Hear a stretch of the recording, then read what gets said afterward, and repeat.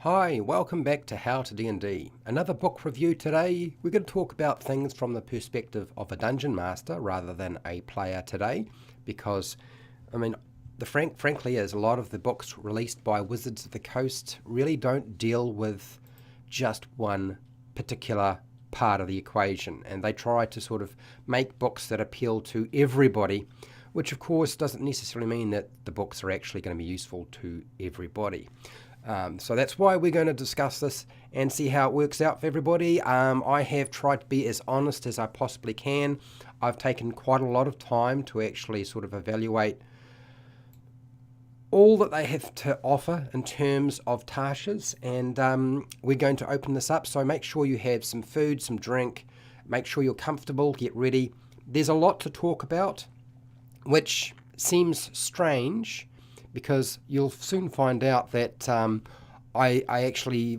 not actually that much in this book for Dungeon Masters, but I'm going to explain a lot of why I think there are benefits to some of the content they made.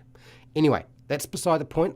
I'm going to run a poll. Feel free to participate in the poll when it seems appropriate, because your opinion may change over time. So don't go clicking on the poll straight away if you don't want to, okay?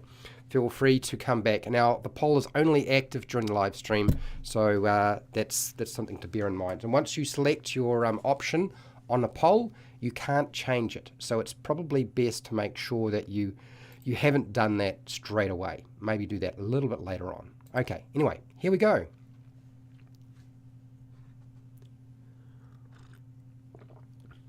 Hi, welcome to HowtoDandD. My name is Fred Weller, and today I want to talk about Dungeons and Dragons, because yes, I always do tend to talk about Dungeons and Dragons. Maybe one day I won't talk about Dungeons and Dragons, but today is not the day. Now, this is a Dungeon Master review of Tasha's Cauldron of Everything for the Dungeons and Dragons 5e game.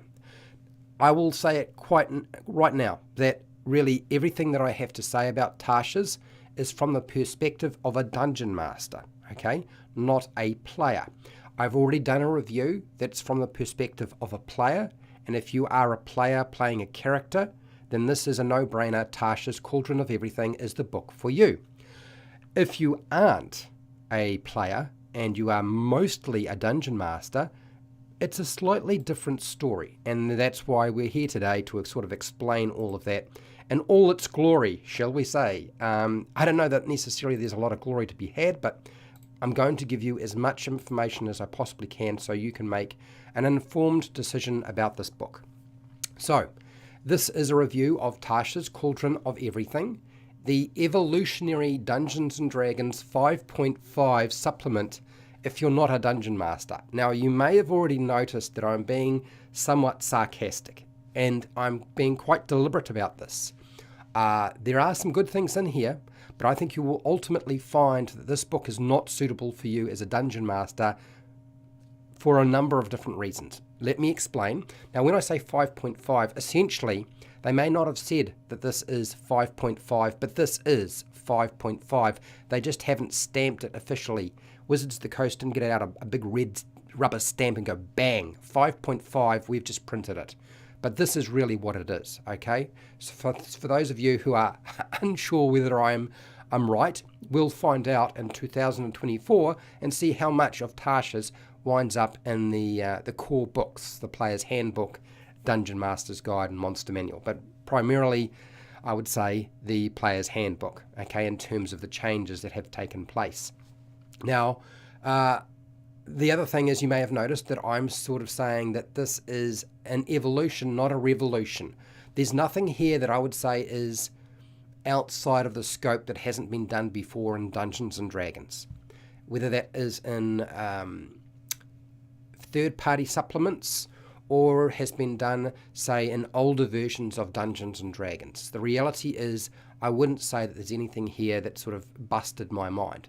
There's a couple of things that I thought were very, very clever and I haven't really seen, but I wouldn't say revolutionary. Evolutionary, not revolutionary. The Dungeon Master tools in here are sparse, they are limited, they take up less than a quarter of the pages, okay, of this book. So less than a quarter of the book is dedicated to Dungeon Master tools. Even though it looks like it's a quarter of the book, it's actually less, and I'll explain as we go. There's a lot in here that Dungeon Masters might ban in the book for various reasons. It doesn't necessarily mean that you would ban everything, and I think some Dungeon Masters would be fine to use everything in this book. But I suspect there's a lot of you who will see stuff and say, I'm banning that. There are already things that I have myself decided to ban for various reasons, okay? You don't have to agree with me. This is all opinion. This is the nature of review, okay? There will always be opinion. There's no such thing as objective. From my perspective, there are some things that I just could not manage at the table, and I do not believe anybody else can, frankly. The book is mainly for, I was going to say for player characters, but actually it's not true. It's a much tighter circle than that. I would say that the vast majority of this book is for experienced people who've been playing Dungeons & Dragons 5e for a long time, who are playing a character in Dungeons & Dragons 5e. Okay? Experienced players or experienced people playing Dungeons & Dragons 5e, or more than likely this book frankly was released for Dungeons & Dragons Adventurers League, which is organised play. This is sort of the public play forum that Wizards of the Coast has as part of their play network, and I think this is why this book exists, primarily for them. It has ultimately changed how Dungeons & Dragons Adventurers League works. In the past, you could use the Player's Handbook and one other supplement, okay, for building a character in Dungeons & Dragons Adventurers League. And as I stated in the past, quite some time back, before it even happened, I said they would remove that limitation so that you could use more than one book, or should I say more than two books. So you can use the Player's Handbook and more than just one supplement. And that is exactly what's happened with Dungeons & Dragons Adventurers League. So this book was really tailor-made for experienced people getting bored of their game and the options that were available in the Player's Handbook, and then for those people playing Dungeons & Dragons Adventurers League, playing characters, and they wanted something new, something sparkly. This is really the ultimate drive for this book. Everything else, I think, was sort of a second-hand thought or thrown in there to fill up space, okay? The mechanics in the book are heavily influenced by Dungeons & Dragons 4e. Now, if you have never played Dungeons & Dragons 4e, it won't mean anything to you. Dungeons & Dragons 4e was very combat focused. It was very much like a computer game. It was very much like an MMO. It had some good things. It had some bad things. But if you've played Dungeons & Dragons 4e, you will notice a lot of the ideas from 4e have been carried over to 5e. I do not know why they want to do that, considering 4e did not do very well. I'm not surprised. It's not like Wizards of the Coast has become smarter over time. They may, in fact, have got stupider. They certainly have reverted back to the same marketing strategies that they've done in the past, which is pump out a lot more books and try to make a whole lot of stuff that's not really well play tested so that it's broken so that people can find the new thing, which is very much this book. And there's a lot of contentious stuff in here. Things that have been, or mechanics that have been changed that some people will like and a lot of people will dislike, okay? Which is why I suspect this will result in many Dungeon Masters not using the book at all and not even buying it.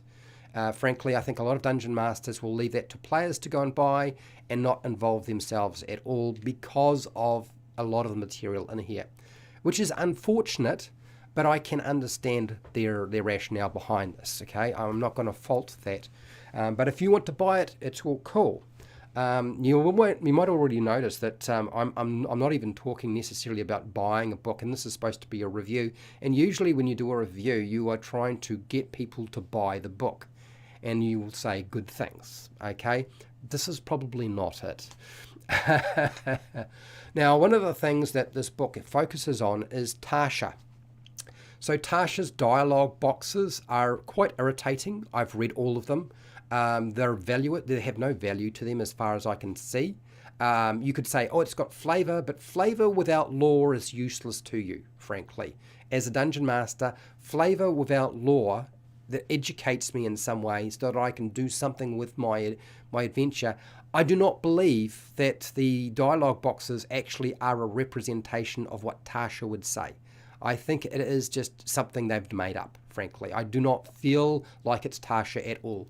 I do consider most of those dialogue boxes wasted space, and it certainly adds no useful lore or new lore to any of the stuff that we knew about Tasha or about anything, frankly, that's in the book. And that I find frustrating because there's enough space taken up that it could have been dedicated to a lot more fluff and lore, which would help you build everything into your adventures.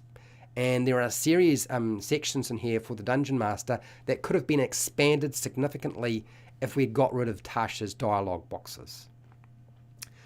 Finally, good news, finally, there is a book by Wizards of the Coast with puzzles included for 5e games. Like, this is the first time 5e has seen any kind of puzzle development whatsoever in terms of a major book that they've put out by Wizards of the Coast. But they're very boring. I mean, most of those puzzles, they're really, really dull. They're overly complicated. If you try to understand them as a dungeon master, look, if you can figure it out, mate, you must be like super smart or I'm super stupid. But frankly, I've talked to other people in the community, and I was talking to Wally DM about this, and he said they are so complicated to understand. They are so difficult.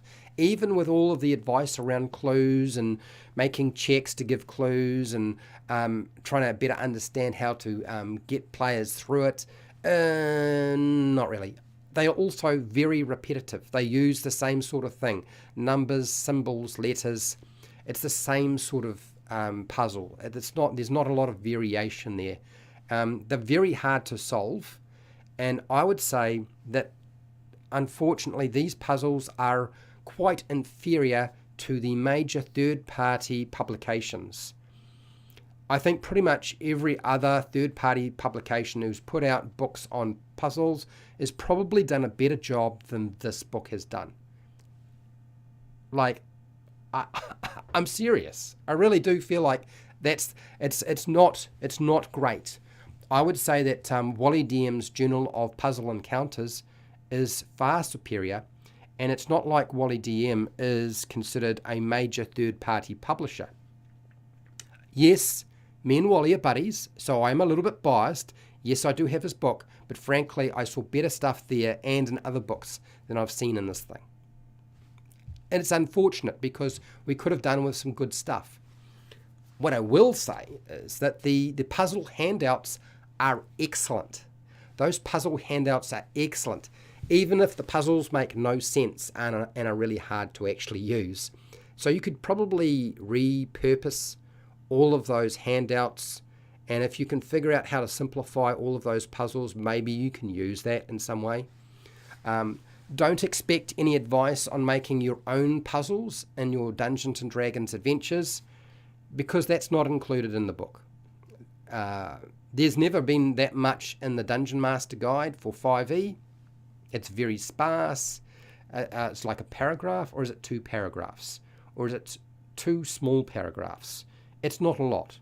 It never has been. There never has been a particularly good understanding by Wizards of the Coast design team on how to actually educate people on making puzzles. Now, because I've had a lot of discussions with people who do puzzles, they have explained to me that making puzzles is actually quite difficult, and it takes a lot of time. It can take anywhere from a week, but more likely months to years to develop them. And without additional help and assistance, sometimes they may just sit in a notebook incomplete. So is it possible for Wizards of the Coast to make a product that explains to you how to make puzzles? Well, maybe that doesn't exist. So I'm not too sure, because I don't know how to explain to people how to do that, because I don't generally do that myself.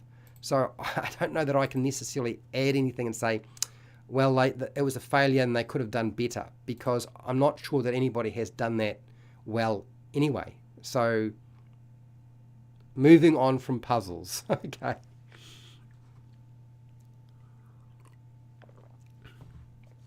Now, the natural hazards. There's a bunch of natural hazards in this book, and I wouldn't say it's a lot, because the natural hazard mechanics are missing key dangers. There are a lot of natural hazards you would experience in any kind of adventure or world that are not in this book. Some of them are in the Dungeon Master Guide, which is fine. Don't reprint them. That would be silly. Some of them have been, I believe the Avalanche is reprinted from an existing book, Rime of the Frost Maiden, which is fine. Although the tendency to reprint stuff they've done before is annoying. And this is a product of trying to make books that have player stuff and Dungeon Master stuff. You're going to wind up with a lot more reprinting taking place. The planning out maybe was not well thought out, although you probably need something like the Avalanche mechanics and Rime of the Frost Maiden, and then, you know, a resource book like this would make sense if you're going to talk about hazards. But there aren't that many discussed. I've already done a video on hazards in this book, and it's not well done. Key dangers are missing. It's bare bones mechanics, frankly. And they've gone to this. I don't know why do they do this? It's really lazy. It's a lazy practice to refer your reader to a spell effect or a spell that duplicates a hazard, which many people are already doing. It's not like we needed Wizards of the Coast to explain to us that, look, if you are needing mechanics for an earthquake, look at the spell Earthquake. Or Tsunami. If you need a tidal wave, look at the spell mechanic for Tsunami. Like, do you not think that most of us have not already thought about that? It's a tiny section, a little box, that's it, nothing else. I'm frustrated because we can use those a lot more. I would have liked to have seen a skill challenge of some kind, and yet we don't have that sort of thing, which just annoys me more and makes me feel like I should just make the videos myself and the content myself for you guys, which may well happen, we'll see. The magical phenomena are innovative Dungeon Master tools with lots of great ideas. Finally, we're getting into the positive stuff, right? They have things like the Eldritch Storms, there's the Enchanted Springs, Emotional Echoes, which is it's a little strange. I kind of like the magic mushrooms. I thought that was quite nice. Magic mushrooms, look, I've got magic mushrooms behind me, mate. so I'm into magic mushrooms in my adventures, not to actually eat. Primal fruit, which is not bad. I would say it's the sort of thing that you would expect in an adventure, particularly if it's revolving around fantasy. So these are all good things. The unearthly roads is not bad. And then my personal favorite out of all of the magical phenomena has got to be the mimic colonies. I am personally biased because I love mimics. Mimics can be anything. And then suddenly you've got this whole colony of mimics, and the image they provide you is of a couple of old ladies sitting on a deck on a house, on the outside of a house, and everything around them is a mimic. Pot plants, the chairs, the house itself is a mimic. Everything is a mimic, and they live like with these mimics without being eaten. And I thought that was quite entertaining. Although there's a possibility that those two old ladies in that picture are mirror mimics. God, say that fast. Mirror mimics. So that's like a mirror image of a person, but is in fact a mimic. Kind of like a doppelganger, but not the same thing. They introduced that sort of concept in Dungeons & Dragons 4e, and I haven't seen it really sort of developed in 5e, but that picture sort of suddenly sparked mirror mimic. I can't say it. Oh, look, so I like the mimic colony. That was really nice. I thought that was great. The Unearthly Road is expanding the fast travel options for a world.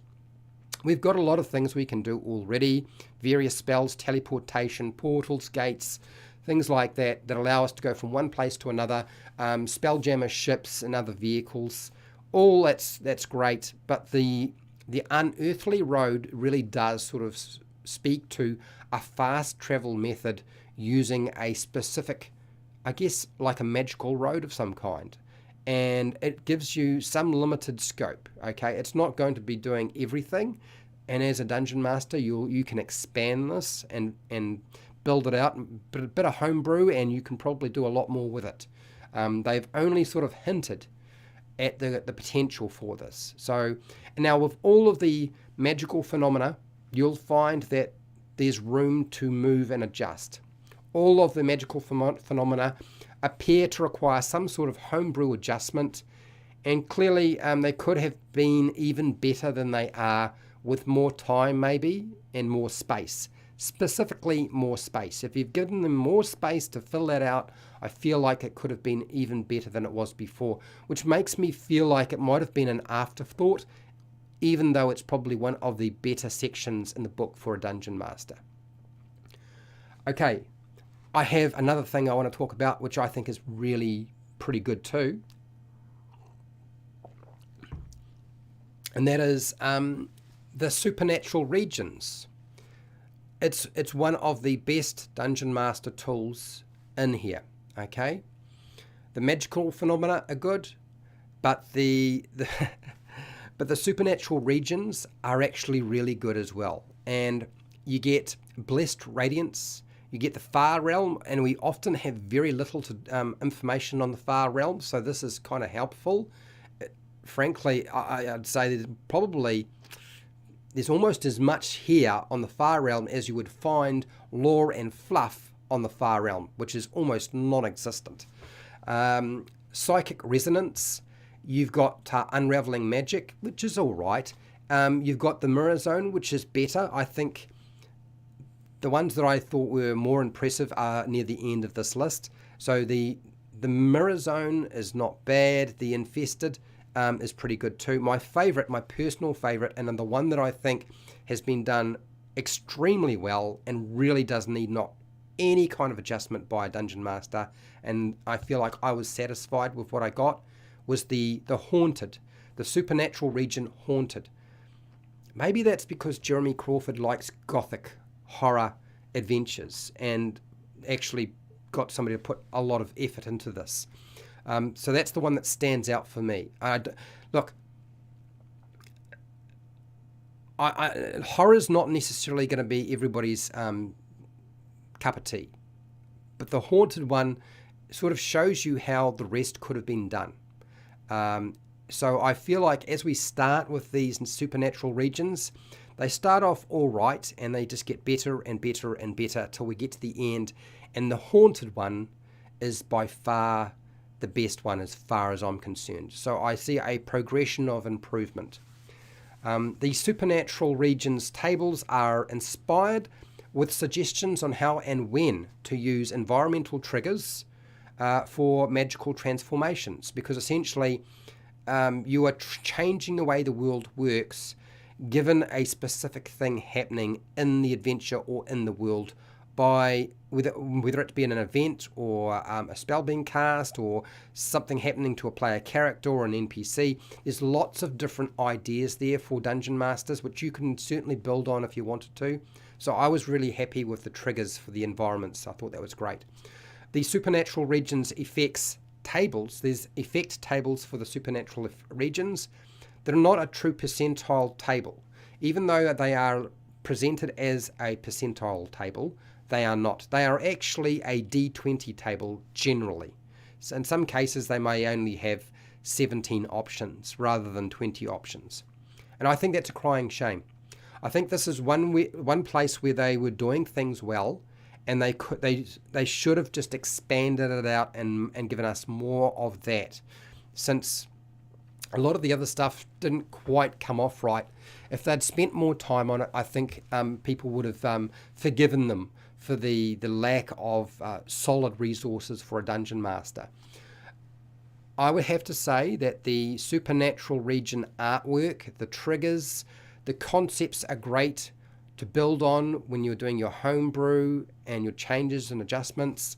But some of the specific mechanics in the tables are rather dull. Not all of them, some of them are right on the money, and others completely miss the point. And I feel like we revert to things that increase hit points and remove hit points or decrease hit points, or increase temporary hit points or decrease temporary hit points, where we're really just falling into the trap of what can we do to adjust a combat scenario, and that's it. And that's dull, because I can tell you there are a lot more really, really interesting ones that do vastly better things in terms of presenting a fantasy world that's surprising for your players and for a dungeon master. Now, I've talked very little about supernatural regions in the past, or the magical phenomena. I haven't specifically talked about those topics. All of the artwork for them is pretty good. I mean, there's still that Wizards of the Coast sort of digital, watercolory, cartoony sort of feel to it. But I think these are better than a lot of the other pieces within the book that are revolving around player characters, subclasses and feats and so forth. So I think the vast majority of the really good artwork is in the area regarding magical phenomena and your supernatural regions. By far the best stuff. Now, if you want to parlay with monsters, there is a parlaying with monsters section. I've actually already talked about this in another video. I would have to say that parlaying with monsters, the table offered is a very small list of creature desires and motives. It's probably the smallest list you could possibly imagine. There's maybe like 4 things for every creature type, and that's it. Maybe that's all there is. But I feel like they could have done more with this. You may find yourself somewhat disappointed by the fact that there isn't enough there, and you would have preferred to have more. I know I wanted more. But I will say that some of the ideas they present there are extremely helpful. I would not have considered them. I would not have thought of them. As a dungeon master, I could have sat there for years and never come up with some of the motives they have suggested for these monster or creature types. Unless, of course, I watched a gazillion videos by AJ Pickett or Mr. Rex or HowtoDandD or somebody like that. So I'm feeling like there is some use to it, but it's like being given an hors d'oeuvre, loving the hors d'oeuvre and wanting more. It's kind of cruel.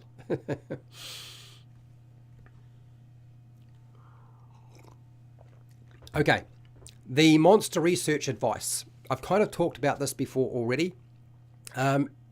It's useful for determining something like what skill to use. So if you're trying to figure out, somebody who wants to make a monster knowledge check or do research on a monster, it's useful for determining what skill to use when you're making that check.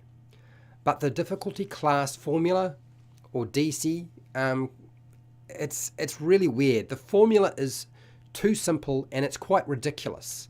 There's not enough explanation, because what are we learning? Are we learning basic information about a monster? Are we learning something that's just easy to understand? Is it something more complicated? Is it a medium difficulty? Is it hard?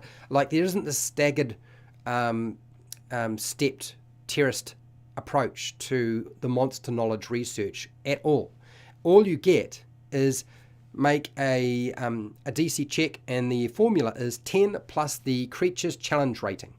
Now, if you take that formula into consideration, that means that a level challenge rating 1 creature will have a DC of 11. So the 10 plus 1 for the challenge rating 1 is 11.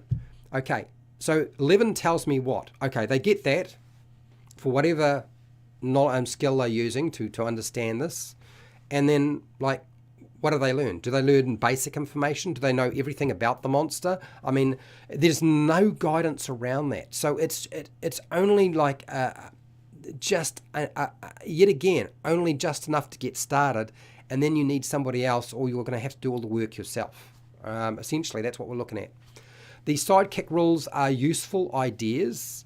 Okay, they have, I would say, some really useful ideas, frankly.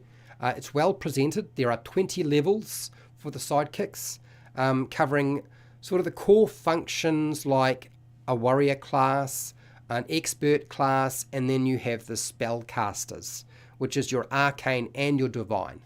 So it's covering your, essentially with those 3 classes, they can cover the 4 roles within your party quite easily.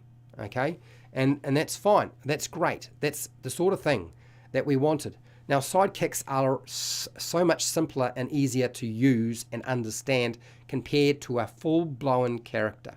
So that means you can use them for an NPC. You can use them as just a backup character if you wanted to. You can use them as an actual character if you wanted to. There's a lot you can do with them. You could build these and make these followers or hirelings. So they run the gambit in terms of use, which is excellent. The sidekick rules also provide guidance on customizing anything from the monster manual into a sidekick. So your sidekick could be an ooze or a wolf or some other animal. It could be a monster.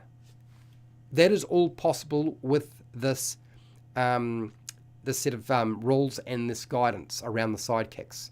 It's all there to do that, and fairly efficiently too, which I'm happy to see. Sidekicks are perfect for filling out like a small party or group where you've only got, say, 3 or 2 players and you need to sort of have a bigger group, say 4 or 5 within your party. Otherwise, you run the risk of things going sort of haywire on you, particularly in battles. So this is your opportunity to give sidekicks to your players. I do not think that sidekicks are very useful if you have a full-blown party. If you have 5 to 6 players already or more, then sidekicks are probably something you want to leave alone. Do not use them, okay? Because they will slow things down. As soon as you allow a player to run 2 characters, their character and a sidekick, it's just going to get unwieldy.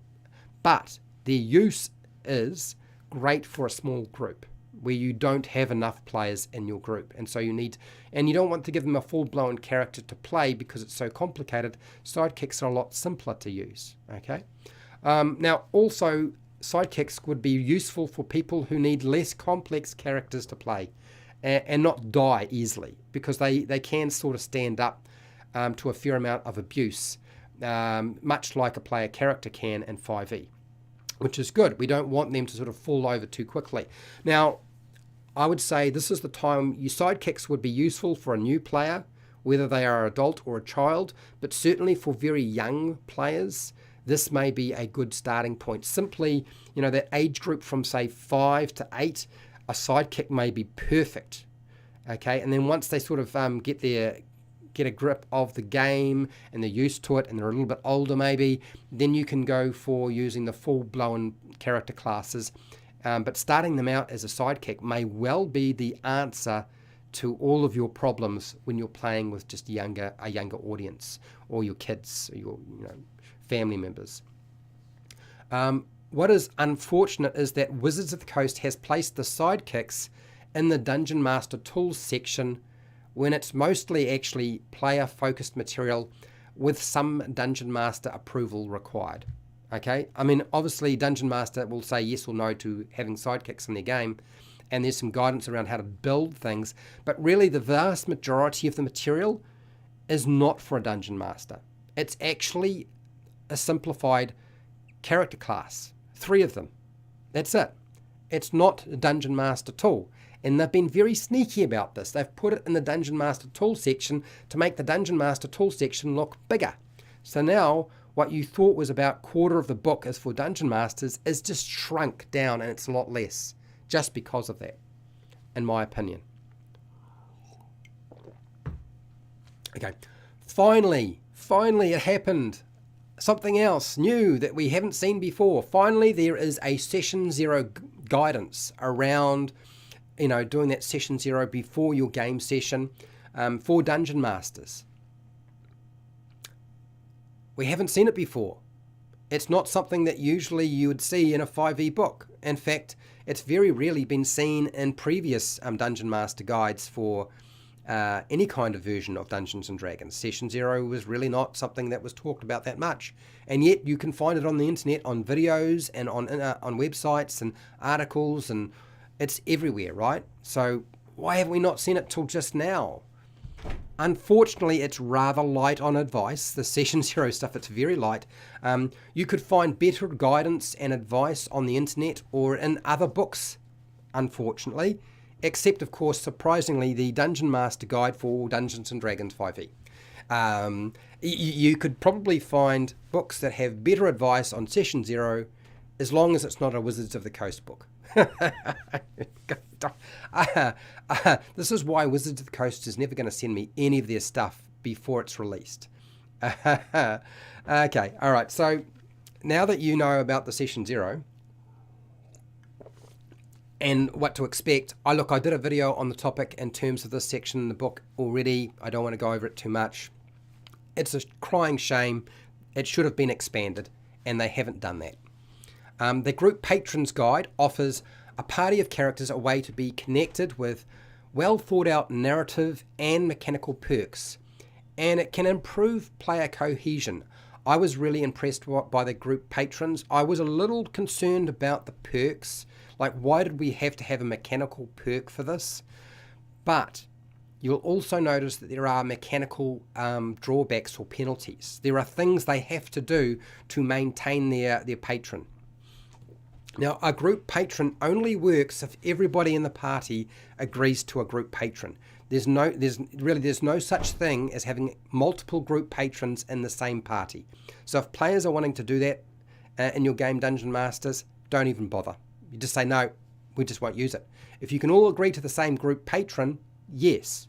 Otherwise, nah.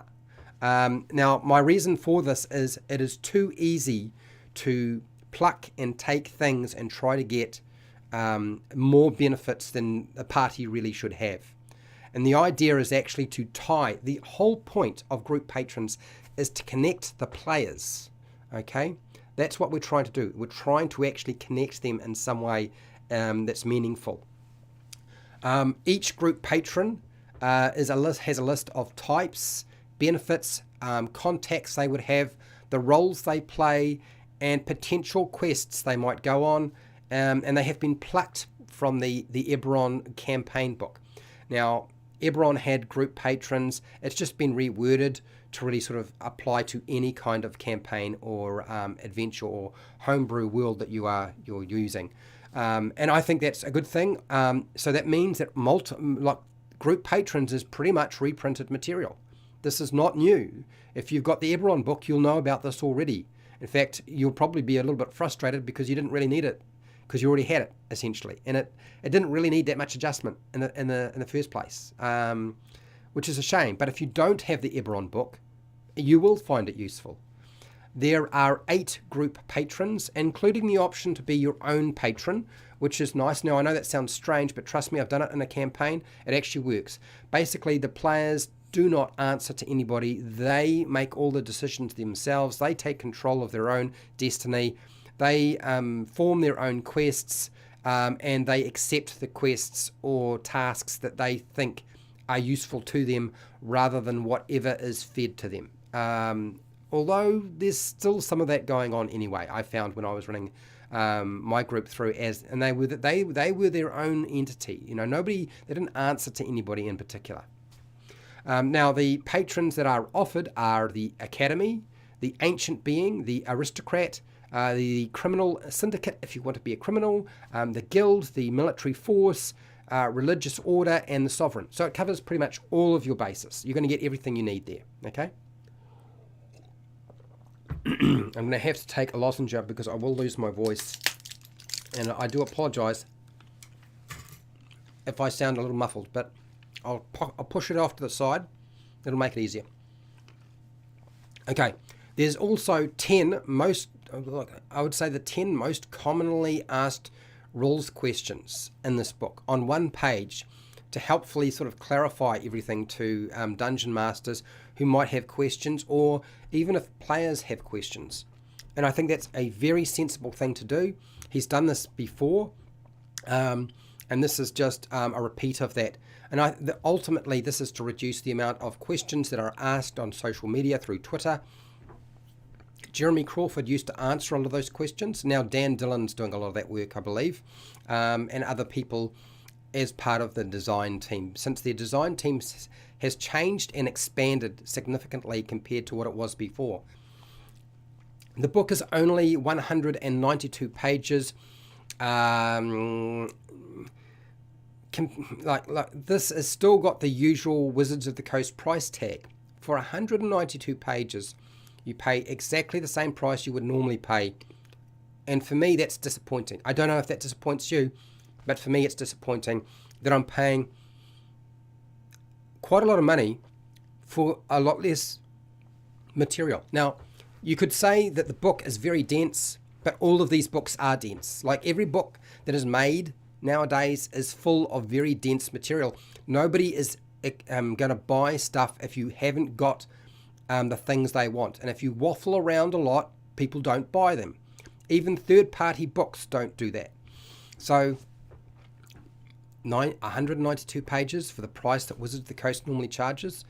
I feel like you want to get it on discount or buy it off Amazon if you are in North America, that is, because otherwise it's not going to be very cheap. Anyway, the magic items are all right. I went through all of them. But the Dungeon Master and the players will be expected to create interesting magical tattoos, as there's nothing fantastically inventive included, which, like, tattoos are sort of the first time we've seen them in 5e.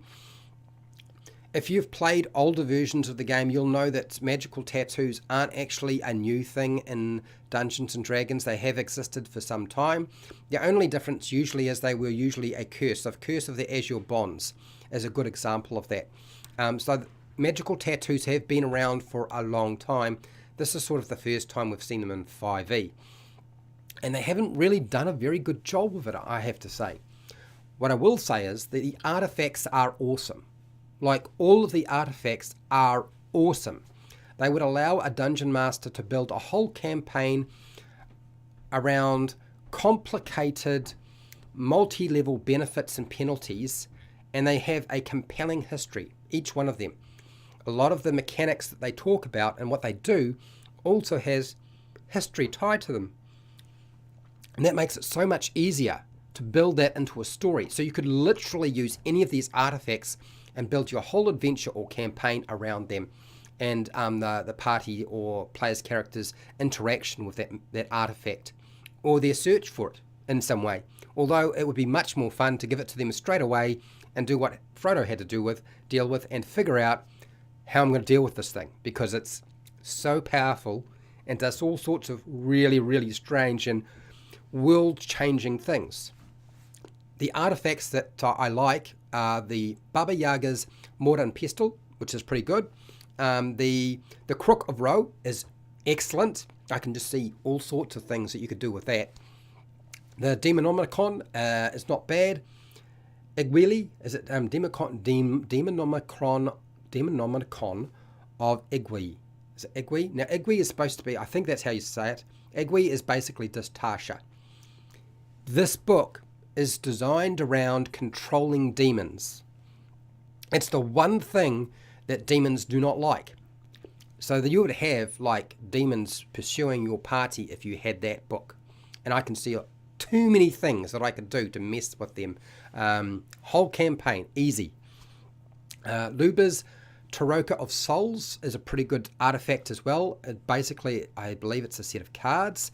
The Mighty Servant of Lemko is basically a mech suit. So multiple individuals can be inside this thing. It's a mech robot. A magical mech robot in a fantasy world. Getting that thing in the first place would be interesting. And then once you've got it, what do you put up against the players when they have a mech robot? Well, that's up to you. But it's still an awesome idea. Then we also have the Teeth of Navia, Naliv, I can't, the Teeth of something. It's a huge section on this artifact. It does so many different things, and I can see easily you could build a campaign around this. Certainly around dragons and this particular item. Easy peasies. There's no full color glossy poster map included, which most of the adventure books and even the campaign books usually have. I'm kind of disappointed, and the reason is this book is really not for you as a dungeon master. It's for players, and that's why it's not there. The cover art is mysterious with Tasha, the witch, brewing something in a cauldron. Who knows? Although I do still prefer the multiple images of sort of chaotic, magical, and bizarre things that are going on the alternative cover. I think the alternative cover is significantly better than the standard one. The interior artwork is, unfortunately, still very cartoonish, appealing to a younger audience rather than an older audience. But there are some excellent scenes, as I said, in the Dungeon Master Tools section around magical phenomena and supernatural regions, things like that. Some of that artwork's really good. All the book's contents are presented as optional unless you're playing Dungeons & Dragons Adventurers League, although I do believe that as a Dungeon Master, players will be putting pressure on you to try and use this stuff because a lot of it is it's like a new toy, and people want to play with a new toy. But unless you're playing Dungeons & Dragons Adventurers League, it's all optional. Now, there is a discussion about some of the player stuff that I need to talk to you as a Dungeon Master in here. I've kind of already done that in a live stream already, and so I'm going to be fairly brief in this section. There's a new approach to customizing your character origin, species, race, or lineage, whatever the heck you want to call it now. It is very detailed. It gives ultimate flexibility in terms of assigning ability score increases. There's no decreases. All that's gone now. No penalties. You can assign languages. I don't have a problem with assigning languages. My only concern is what about the language that the species is? So if you have a race and you're goblin, does that mean you can swap out and not speak goblin at all? That's my only concern with that. I feel like the races should have at least maintained their species or race language in some way. Although I'm sure there's probably goblins that don't speak goblin if they never grew up with a goblin community. But that's my only concern around that. It gives you flexibility around the proficiencies. I'm not quite so concerned about that because variation within a society does make sense. So that's fine. Even the skills, that's all fine too. Reassigning your ability scores means that there's no negative penalty. There's no drawback in taking a race, lineage, or species with any kind of character class that you select. In the past, there was. You weren't quite as good, which I thought was part of the fun. I do feel like doing this is not a really good idea. Personally, I don't like it. Whether you like it or not, I know a lot of Dungeon Masters already do this. This is not new to them. Wizards of the Coast is doing something they've already done before. They have also included what I consider to be a substandard custom lineage. Now, the custom lineage strikes me as bizarre because it doesn't follow the format of all the other races or species or lineages that we have out there. Like, it doesn't follow that format.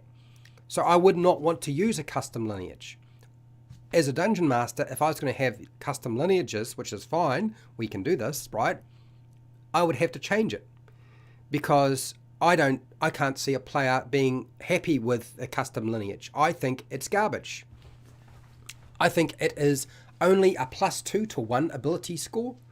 Like when every other species is getting at least a +2 to 1 ability score and a +1 to another, right? And yet you only get to increase 1 ability score by +2 with the custom lineage. Rubbish. Like, how is that? There's not even, we don't have to have standardized races. I totally understand that. But why would you do that? It's like putting them on the back foot. Why would you even take it? I don't understand. I think it's rubbish. The character origins or races just don't have enough unique mechanical and functional differences for my liking, and it leaves it to the player to determine that. Like, the player is now the one who determines what makes a species or lineage or race different. So what we have essentially adopted is the homogeneous. We're homogenizing the races, species, or lineages. This is the new standard. This is the sort of thing that we used to get in 4E, which is why I say I see 4E popping up in this book all the time. I don't think it's a good idea. I still want there, I mean, I'm fine with them getting rid of the penalties to a race. That's fine. That's all right. I can understand that. That's cool. And just having pluses. But there's just not enough variation within the species, because now you can just move everything pretty much everywhere. There's only a few, just a tiny number of things that are still attached to a species or race that already exists. The majority of the book is material basically for players that has been reprinted. There's a lot of reprinting going on here. There's a lot of superior, overpowered class options and mechanics, some of which don't appear to have been play tested adequately at all.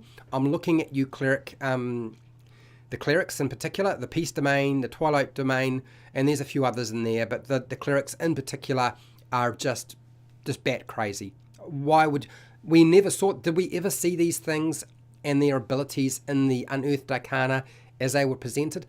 A lot of these features popped out of the blue. Like we got part of that subclass as part of the Unearthed Arcana, but some of the features they have are right across the board. They affect everybody in the party, and they're so good, and they're impossible to design an adventure around. I mean, really, I feel like the trump cards, and I would just like, guys, we started the game. Oh, we've got Twilight Cleric in the. Okay, you guys succeed. The campaign's over. There's nothing that can stop you. Nothing.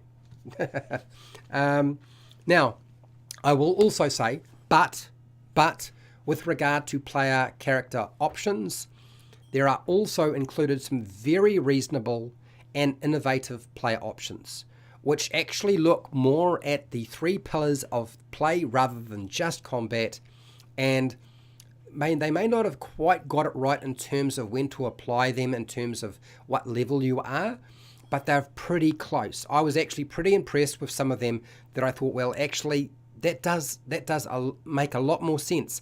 Some of them, I think, frankly, have been done better than the player's handbook. But some of them are just bat weird strange. Like, I mean, narratively, they just, I can't get my head around them. They're so weird and so odd. It does feel like snowflake territory. But, as I said, some of them, mechanically, and what they do, very reasonable, very innovative, and are following the 3 pillars. And that's the sort of thing we want to see. Okay? I know as a dungeon master, that's what I want to see at my table. All the spell casting classes get expanded spell lists, okay, which essentially means they are all more versatile than they were before. When you give somebody any additional spells that they can add to their list, then they become more powerful. And of course, if you're a martial class, you become less powerful, and all the spellcasters got more powerful. Now, that doesn't mean that the martial classes didn't get a lot more stuff, because they did. And a lot of them got quite a lot of good stuff. But yeah, it's a strange way to approach the whole design of the game. Is like, okay, well, let's just keep expanding lists until where do we get? What happens at this point? Is there ever going to be an end? I mean, half casters get 2 cantrips now. We never had that before, but now it's there. Like, why would the half-caster need cantrips in the first place? They're probably beating the snot out of somebody with a melee weapon like a sword or a bludgeoning weapon, or they're shooting them from a distance. Why do they need a cantrip? I don't know. It's a little odd. The retraining mechanics offered are... Now, there's some advice, and I think it's primarily there, not for everybody else. I think it's pointless, the retraining mechanics they've offered. They're kind of limited. And it's something that dungeon masters do differently. Every dungeon master does retraining at their table differently. Some people have it, some people don't, and everybody does it differently. But it's really only there for Dungeons and Dragons Adventurers League. Like, there's no other reason to have it exist other than for that, because it's very, very tight. It's not really guidance. It's optional, but it's going to be tied directly into Dungeons and Dragons Adventurers League. That's the only reason it exists as far as I can tell. Now, you could import it into your home game, absolutely, but you'll probably look at it and think it didn't go far enough. You'll tell me if I'm wrong in a couple of months once you start using the retraining mechanics, if you do, okay? Or if you just keep doing what you're already doing. The new spells are a collection of reprints, as far as I can tell. Some of them are complete rubbish. Look, there's a lot of clearly defined summoning spells by different creature type. This needed to be done. There were a couple of spells within the player's handbook which just made it really hard to figure out what they were allowed to summon and what they shouldn't be summoning. And players will also always open up the options as wide as they can. And as a dungeon master, you're trying to figure out how to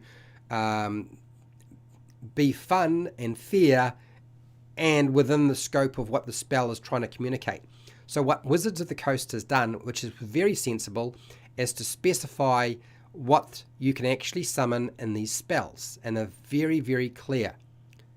But did we need to have a spell for every single one, or did we just need to have a section explaining this process of how to run summoning spells? I don't know. I think it's probably better for them to have just done every single spell as a different summoning spell, just so people don't get confused, because people get confused all the time around this sort of stuff, and spells are one of the worst things to contend with, because they're so open and broad quite often. There are also a few, not a lot, but a few mind-blowing, reality-twisting additions or conjurations in here. I've said this before. I still believe that the outstanding spells in here are Dream of the Blue Veil, which allows you to travel to another world through dreams, essentially. And then Tasha's Otherworldly Guise, which disguising yourself, basically. And then the cantrip Mind Sliver, which is really used in conjunction with another spell. It is there and designed specifically to make sure that you are successful with casting a particular type of spell. Mind Sliver works really well. Now, there is also a section on customizing and personalizing spell appearance. And I've talked about this before, actually. And I think it was a good addition. It's very small. There's not a lot there. It gives you a lot of ideas. I know a lot of people do this already. There's a lot of players who love to change the way their spells look, make it very personal. And I'm glad they have at least included part of that in the book here. It's about a page, maybe a little bit less. Now, ultimately, what's my opinion of this book? If you're a dungeon master, this book just doesn't have enough for a dungeon master to warrant the expense that you have to pay and the space it will take up on your shelf. If you're a player, it's a no-brainer. Buy this book, particularly if your dungeon master will let you use the options, or you're playing Dungeons and Dragons Adventurers League. But if you're a dungeon master, there's just not enough here to warrant getting this thing. I hate to say it, which is probably why a lot of dungeon masters aren't buying it. I know there are some who are. Now, if you are a dungeon master and a player, and you're allowed to use the playable options in here, then this is probably a book that you will find useful. But the dungeon master tools in there, what tools that are good, there's just not enough of it to be spending the money that you're spending on this book. And I hate to say it, I think you would be better served in buying the Dungeon Master Guide for 5e than buying Tasha's if you're just a dungeon master. Which I can't believe I would be saying this, because I do not like the Dungeon Master Guide for 5e. I've done a video on that as well, and my opinion of that book. And it is a poor book. And this, for a Dungeon Master, is again a very poor book. But again, if you're a player, it's a different story.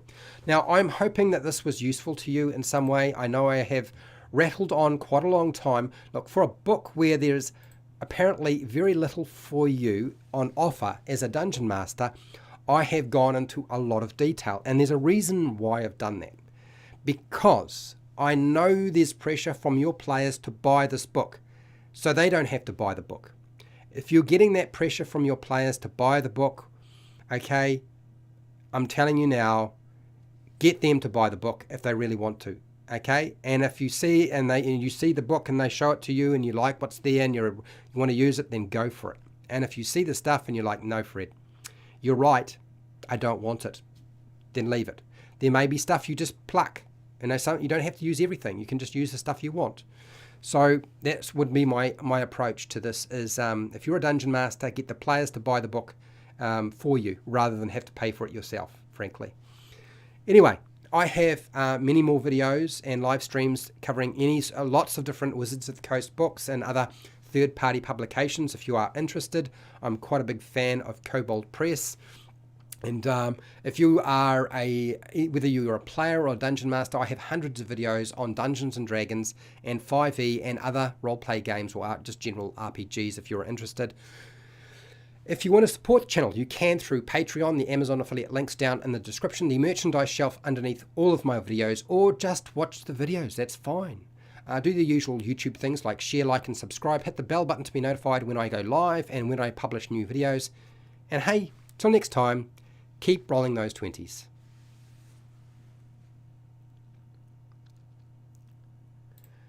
Don't run away. I am going to do Q&A. We're coming back. Where are we? And that's that. And then let's go over to chat. And so for those of you, look, that's my presentation. So if you haven't had a chance to vote, this is the time to vote. Let's get into the nuts and bolts of this thing, because a lot of us as dungeon masters, I know there's a lot of people who've been on the fence and waiting to make that final decision about this book. And it's a hard choice. It really is. There are some hard choices to make here. Let's have a quick look at the poll so far. 42 votes. And would you buy Tasha's Cauldron of everything if you are only a dungeon master? And actually 69% have said yes. And no has been 14%. And undecided is 17%. So the vast majority of people actually think there's some value in this book. And yet, I guess I've been quite scathing about the book. So maybe my advice in terms of this book for you is not really going to be useful to you. But we're going to go through the chat. Feel free, put in some questions. Hashtag questions, always very easy to spot to avoid me missing you. And let's have a quick discussion. I've got about half an hour before I should get off. I need to advertise to people before you run away. There is a Dungeon Master Roundtable today. It is going to be live today. It will include myself, Dungeon Dad, No Fun Allowed. So Dungeon Dad is Josiah, No Fun Allowed is Trevor or Claire. I will be there, and we'll be including a new YouTuber, the Hype Goblin. I don't know if is it Sarah or Sarah, and we're going to talk a lot about different things. There's some questions we're going to answer that people have presented, and some questions that we think are worth discussing.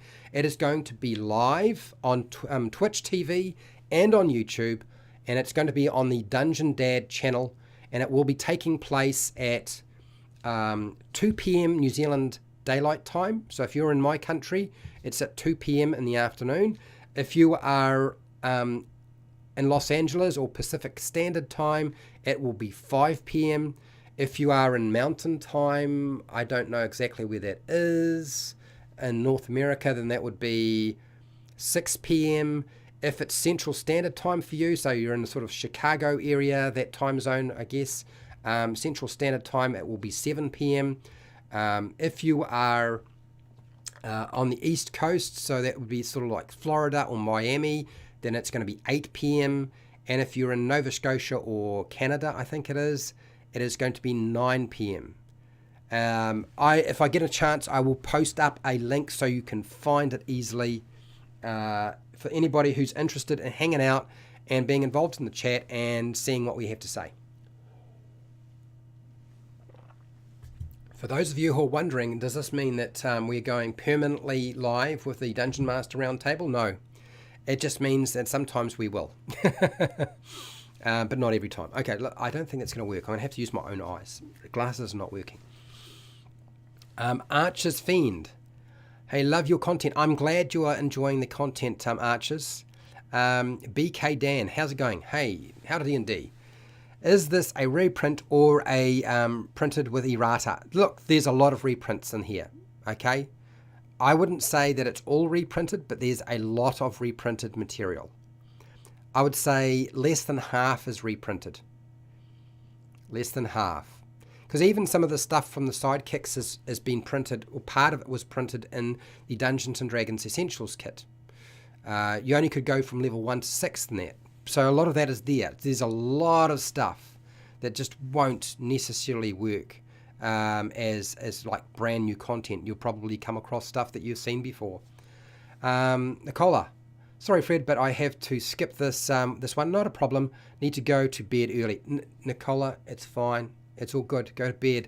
It is better to get sleep than to be sitting up and watching a live stream late at night. Okay.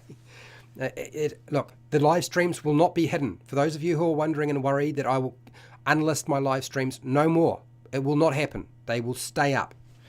Better just buy the DM stuff from D&D Beyond. Yeah, if you really want specific stuff from out of the DM tools, then I would just buy online from D&D Beyond the magical phenomena or the supernatural regions. Maybe even the sidekicks, so you get all level 1 to 20 if you really want, but I'd just get the darn players to buy that, frankly. They can buy that, but all the rest I don't think you really need.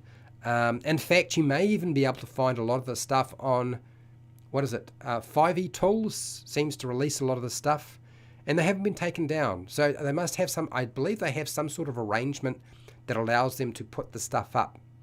And I'm not sure how, but a lot of people have been getting that stuff, and I think the way they've done it is they pay for the content, and they run ads to pay for the content, and I think their margin is very, very limited, so they don't get a lot of money out of it. So maybe that's a better option for you.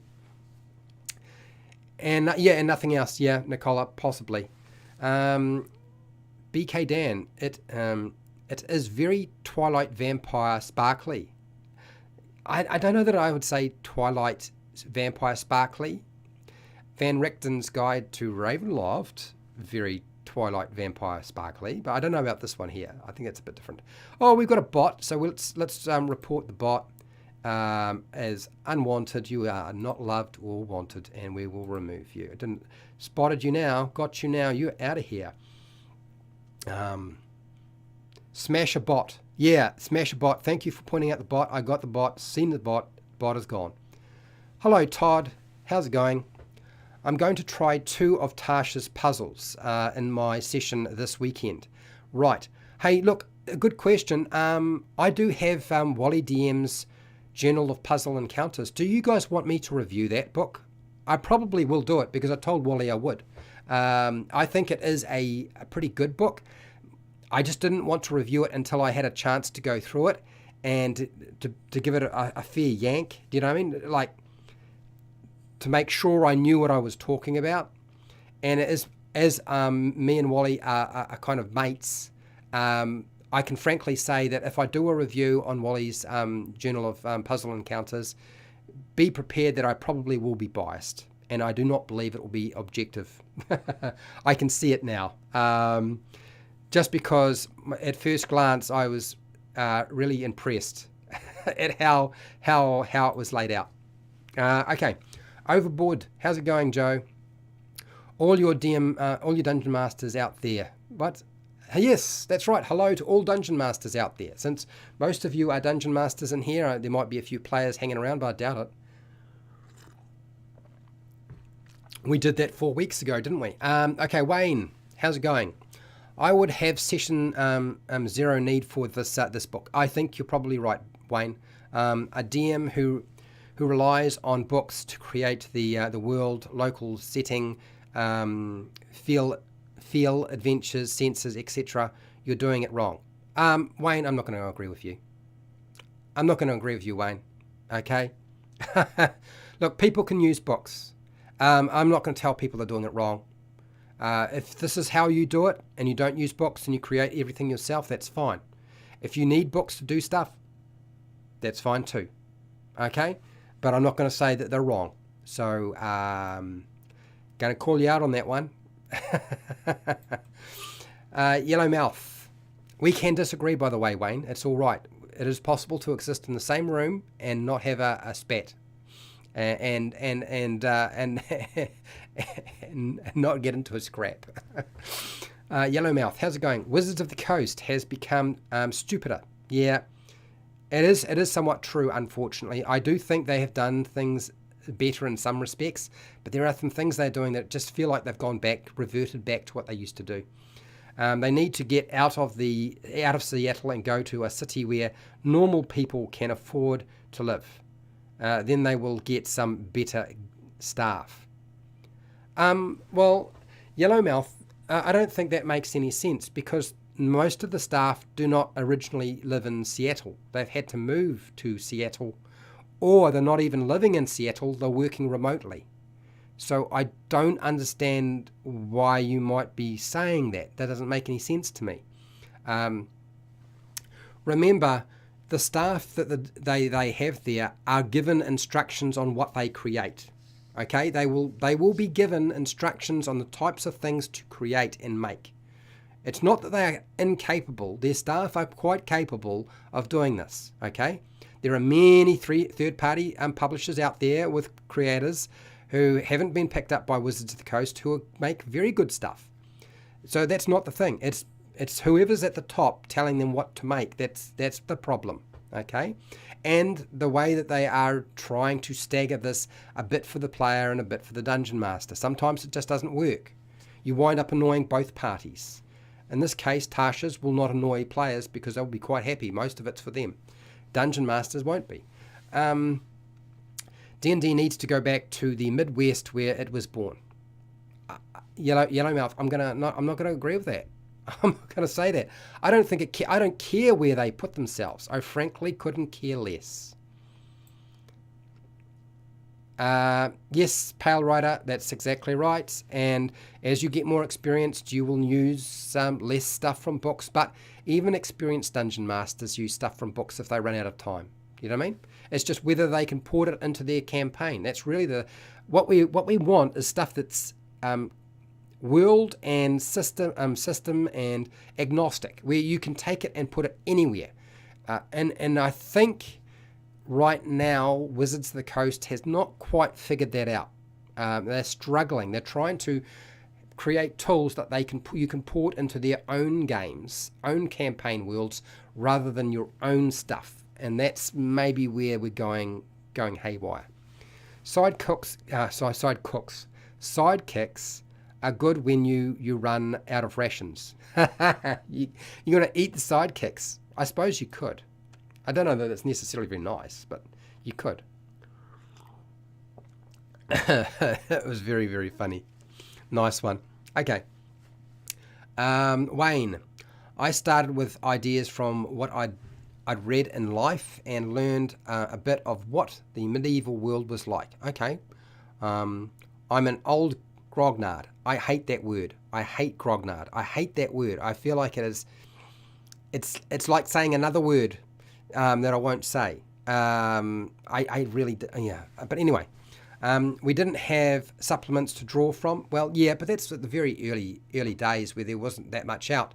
It's not that they wouldn't want to make that sort of stuff, but I think in the early days they tried to make stuff that was, setting agnostic, where you could just take and port straight into your own homebrew stuff. And a lot of what Gary Gygax and Dave Arneson was sort of saying, and even people after them, is do your own thing. And we kind of moved away from that to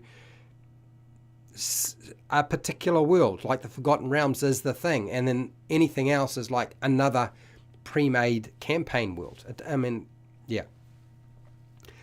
Uniqueness, yes, but people can still make things unique. Pale Rider still plays modified Beck Me game. Fair enough. I'm kind of tempted to play it myself if I can convince my players.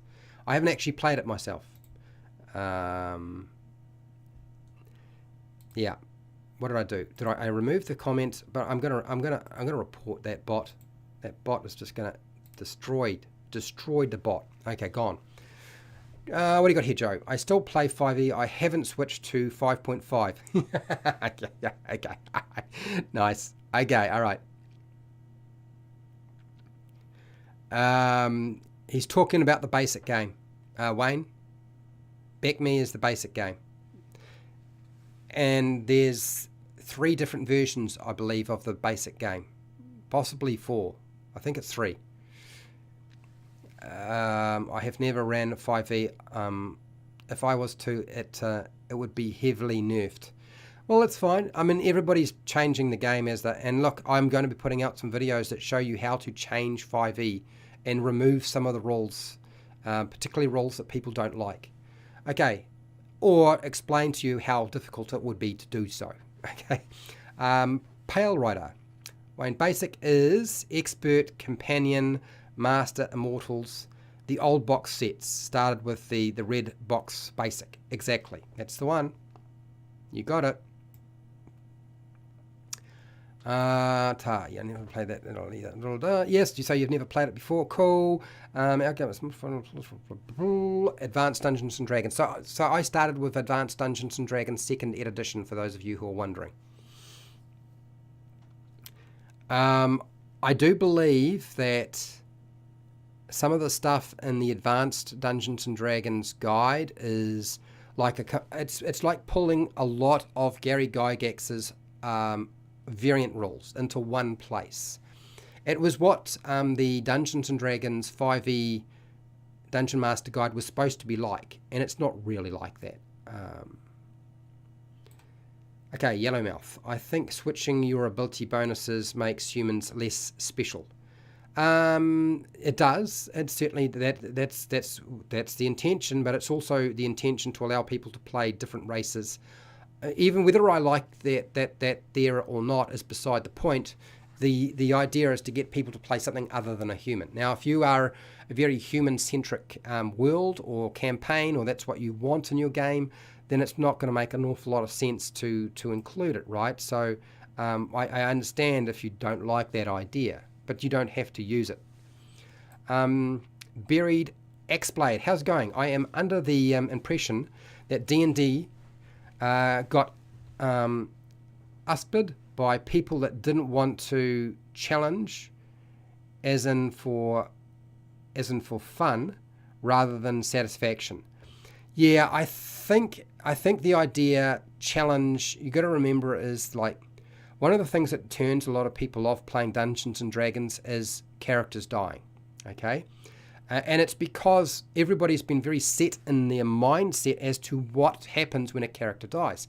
If your only mindset is when a character dies, you must make a new character or roll up a new character. And even Gary Gygax said that that's not necessarily a good idea. He didn't, well, I wouldn't say he never. There was, in the early days maybe, but there was a point where he did say, like, you know, characters dying all the time is not what you're looking for. And you can bring characters back from the dead or back into the game in various ways. And that's perfectly fine. Everybody's going to do it differently, but I do understand your feelings around the safety net that has been provided for 5e.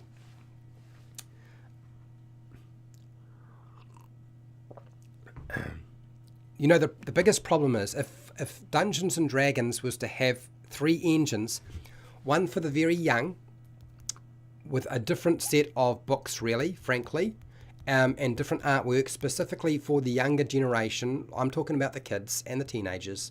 And then something that's more suitable for your mainstream or your hardcores. They need to differentiate the kind of material they're making for them.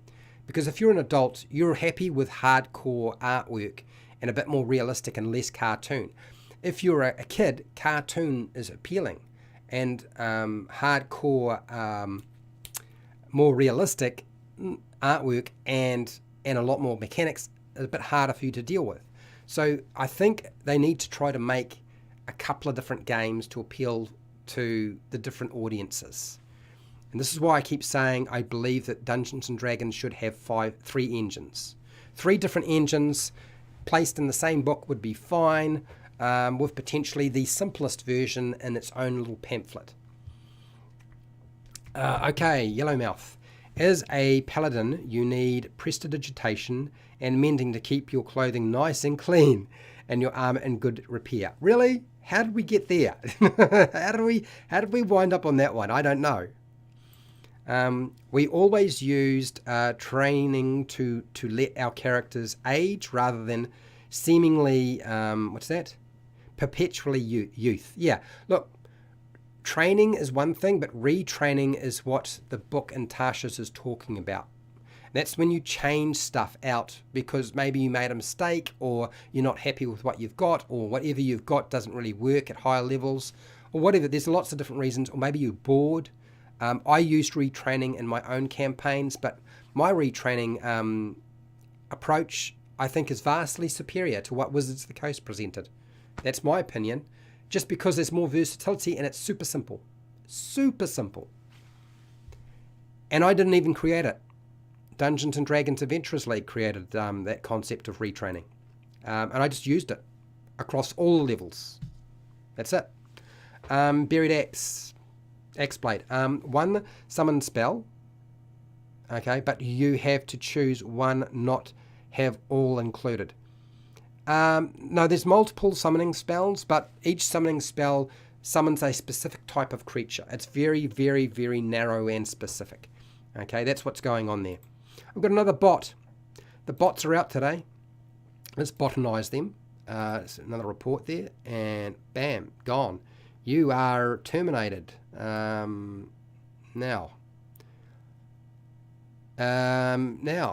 Pat Sherwood is a patron, by the way, and you're welcome, Pat. I'm glad you have found this useful. I was hoping that some patrons would show up, and I am aware that you are a patron, so thank you for hanging out with me. Now, what is this? Buried X-Blade. As a DM, I have the player that buys it, bookmark the salient sections for quick perusing by the DM. That's a smart idea. So Buried X-Blade has got the right idea. As a DM, you get the player to buy Tasha's, so you don't have to pay for it, and you just use the sections of the book that you need when you need to. Better than pizza. Or maybe not. Do the pizza as well. Get them to buy the book and buy your pizza so that they can use the subclasses in there. There you go. That'll work. We're almost to the bottom of the chat. Amazing. Yellowmouth. The fun of the martial character is getting magical weapons and armor. And 5e hates magical weapons. 5e doesn't hate it. It's just not built for magical weapons or armor. They're not needed for the game. Frankly, I've seen level 20 characters. They do not need magic weapons. They're a joke. All of their abilities are so much better. Even the fact that you can get through monster damage immunity and resistances. Most of the time, high level characters can just smash through things anyway. It's like it won't be an issue at all. I know this because I've run games from level 1 to 20 and I've seen what happens. What's that? So hates magical weapons and armor, probably because it takes too much effort to balance them. No, look, so Yellowmouth, the idea behind magic weapons and magic items and magic armor, all that magical stuff, all the magic gear, is that it would be rare and hard to find. Now, the problem is, again, I've said this before, is that Wizards of the Coast's design team decided that Dungeons and Dragons did not need to have so many magic items, that we wanted to make them special and rare. The problem is, even if the Dungeon Master follows this mentality, players don't understand this. Now, why is that? Because previous versions of Dungeons and Dragons, that is 3.5 version 3, version 4, video games are telling them that magic items are disposable. Like, you only keep them for a certain period of time and you move on. And not only that, that every part of your body is dripping with a magic item. You've got one on your feet, one on your head, you've got them on your fingers, you've got them on your wrists and your arms, you've got them on your body. Heck, you can probably shove them inside your mouth. I mean, you could put them everywhere. And as time's passed, Wizards of the Coast has realized we shouldn't have done that, because people don't like that. They want more magic items. So then they sort of revert to changing their opinion on how to approach magic items. And now magic items there's more of them in games. And it's because there's pressure on the Dungeon Master to put them in there. And so they're not rare and special. They're not hard to find. They are expected to show up at about level 5, possibly even sooner. And I'm not talking about consumables. Consumables are fine. Consumables have never been really a big issue. You use them once, they're gone. Or consumables are put on a character sheet by a player and forgotten about, and you never see them again. It happens all the time. I know, I've done it. I've seen many tables where magic items are just forgotten about.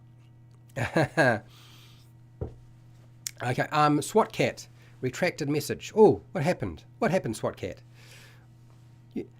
Luke Miller. Hello, Luke Miller. You retracted your message. I don't know why, but that's all right. I'm not necessarily going to have said anything today that you necessarily agree with.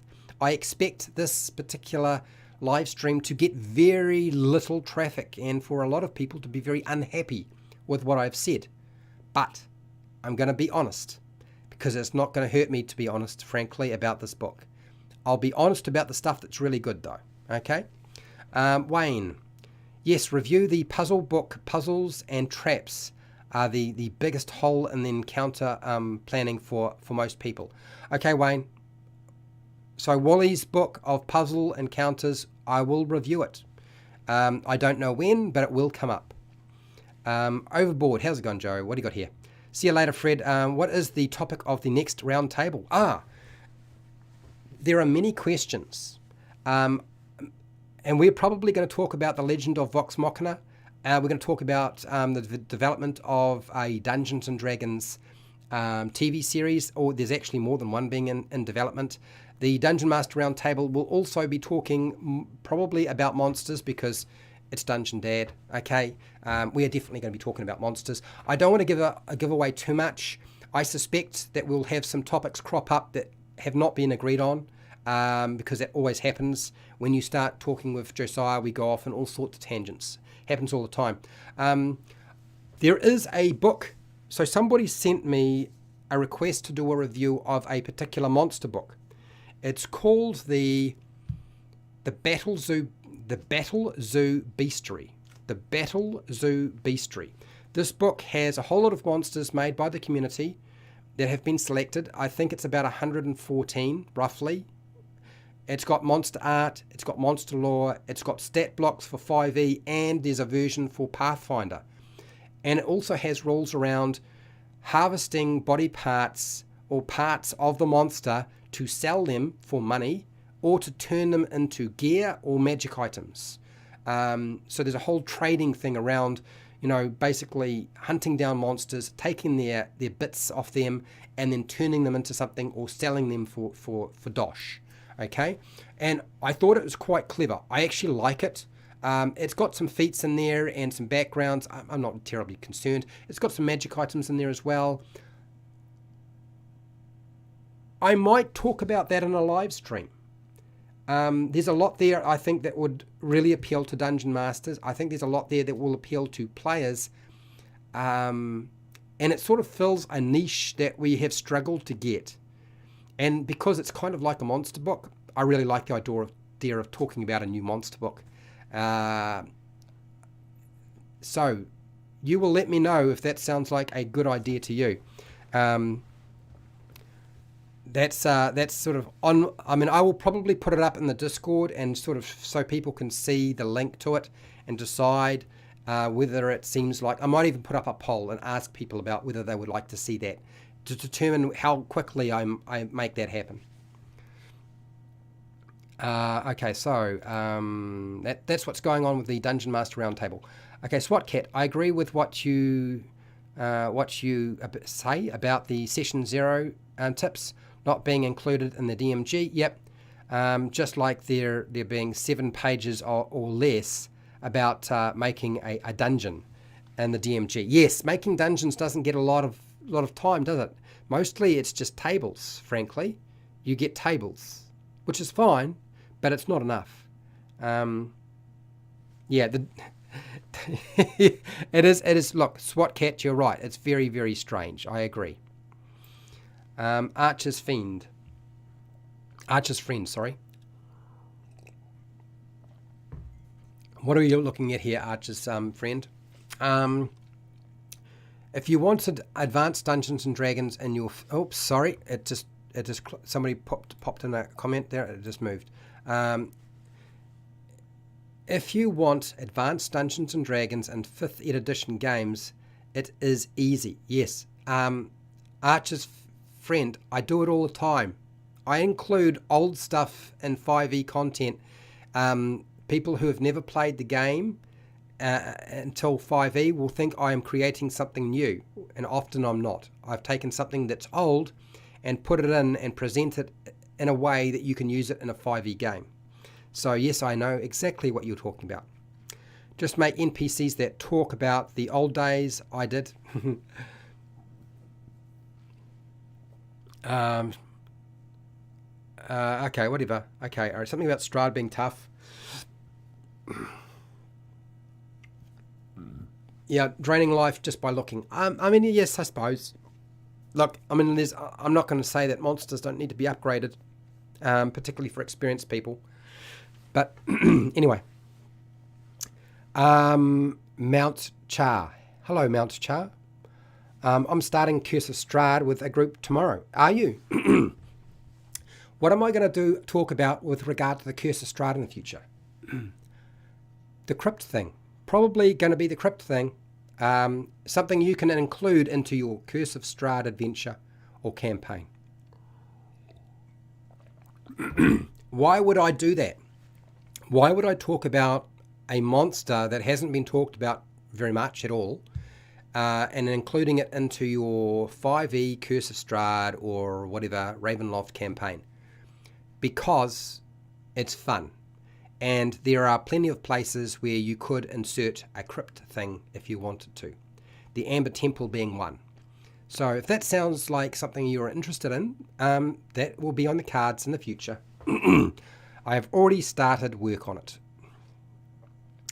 Yellowmouth. Concerning magic items, I was comparing 5e to Pathfinder 1e, where you really need them. Yeah, so Pathfinder 5, Pathfinder First Edition. I've played Pathfinder, the first version.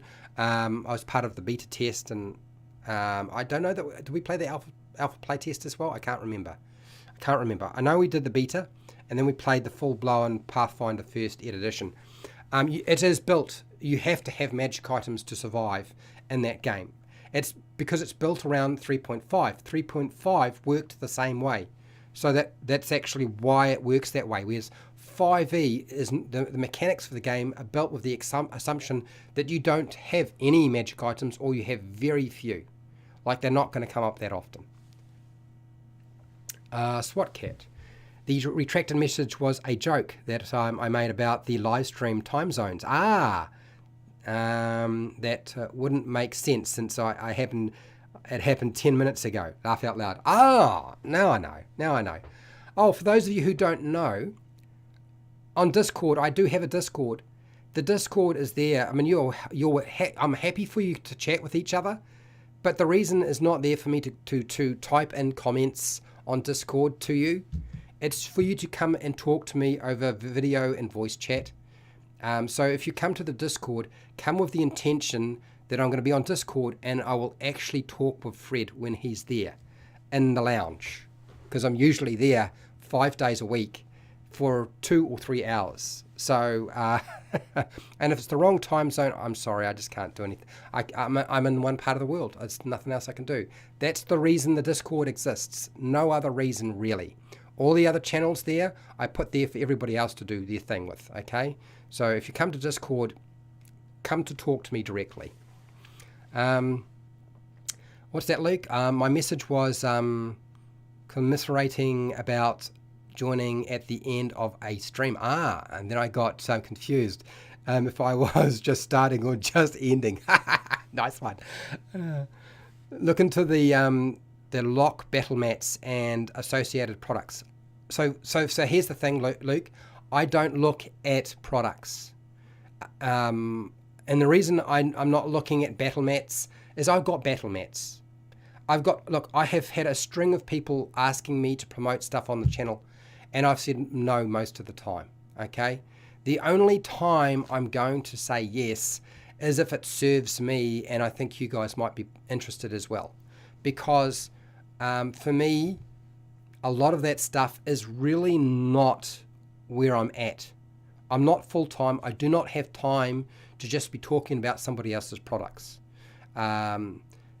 My intention is to figure out how to allow you to play your game and give you tools that you can use, and explain to stuff if you are considering buying a product whether it's useful to you. And frankly, I only ever talk about third-party products that I have some vested interest in. I do not have any interest in battle mats. And although somebody's trying to send me some stuff, to be frank, I'm not expecting much out of it. You know what I mean? Too many people are playing with virtual tabletop now, and that's a bit of a problem, I guess. People aren't using miniatures. They aren't using battle mats. They're using a virtual tabletop. Do you know what I mean? Yellowmouth, I think you make well-measured points, even if they might be disagreed with. Well, Yellowmouth, that was my intention. We do not need to agree on everything. It is all right. This is one of the things about the Dungeon Master Round Table, for example, is we try to make it clear to people that there are people who can have differing views and they do not get into a scrap and argue with each other. That we can exist in the same room with different opinions, and it's all right, even if they are vastly different. Was a Buried X-Blade. Hooray, Battle Zoo. Yeah, now, look, seriously, if you want, I will put it up on my social media, and you can kind of look at the website. If you like the idea of Battle Zoo Beastry, magical components, yeah, it's actually monster parts that that can potentially be magic items or components for making stuff, but not everything's necessarily going to be a magic item that you make from a monster. Sometimes you'll just be selling their blood just because people like to drink it. I don't know. You know what I mean? Yeah, in the old DMG, I think, what was it? AJ Pickett was talking about giving people tools in the monster manual to make their own monsters. But also would be really good is some instruction around harvesting monster parts to do stuff with, because players want to do that all the time. Yeah, body parts are plenty, absolutely. Right, I'm not sure what that's all about. I'm going to move on. Lowmouth, Minnesota. Okay, so you guys are chatting to each other now. Okay, I can see.